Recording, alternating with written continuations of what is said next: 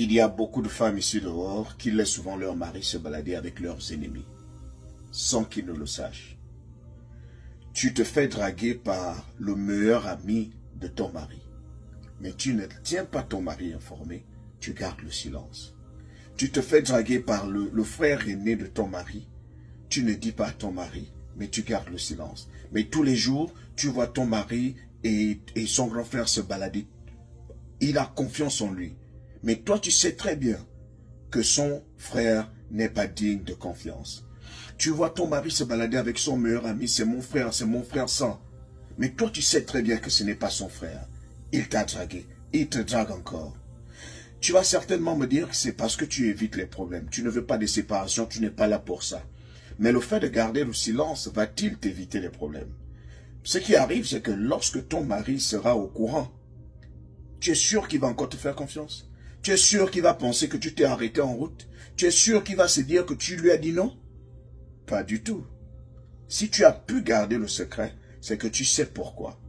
Et même lorsque tu gardes le secret, celui qui est venu te draguer et qui sait que tu as gardé le secret, ça l'encourage. Ça veut dire que tu as déjà dit oui à moitié. Ça veut dire qu'il peut continuer du moment où tu gardes le secret. Ça montre même que tu sais garder les secrets. Une femme qui se fait draguer par le mari, par le meilleur ami de son mari et qui ne dit pas à son mari, moi je ne fais pas la différence entre une tromperie et ce comportement-là. Tu l'as trompé. Tu n'es pas à l'abri du divorce. Tu n'es pas à l'abri du divorce. Parce que moi, vous me le faites, je vais me dire que vous êtes en complicité, hein. Que tu es son complice et que vous cherchez à m'éliminer. Parce que toi qui es censé être ma meilleure amie, tu es censé être ma moitié, on est censé tout se dire. Tu gardes le secret. Tu gardes le secret et tu me vois me balader avec mon ami tous les jours. C'est comme cette femme-là qui sait très bien que tu n'es pas le père de son enfant, mais elle t'a attribué l'enfant. Elle te voit t'attacher à cet enfant, elle ne parle pas. On appelle ça les meurtrières également. Oui, il n'y a pas de différence. Tu es censé me dire, maintenant ce sera à moi de savoir comment je vais me positionner face à mon meilleur ami ou à mon frère. Parce que si mon frère arrive à draguer mon épouse, c'est qu'il n'est pas digne de confiance.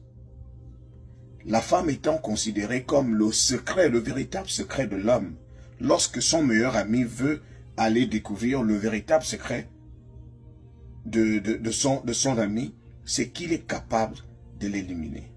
Moi, je ne sais pas les sentiments qu'il porte pour toi. Je ne sais pas jusqu'où il peut aller. Peut-être qu'il est jaloux. Il est capable de me mettre un truc pendant qu'on traîne ensemble, juste pour rester avec toi. Donc, si toi, tu ne me dis pas, c'est que tu m'exposes. C'est comme laisser son mari se balader avec ton ex, sans qu'il ne sache que c'est ton ex. Moi, je ne sais pas, je ne connais pas ses intentions. Il est capable de tout. Donc, une femme qui ne parle pas, lorsque son beau-frère la drague, a déjà dit oui à moitié.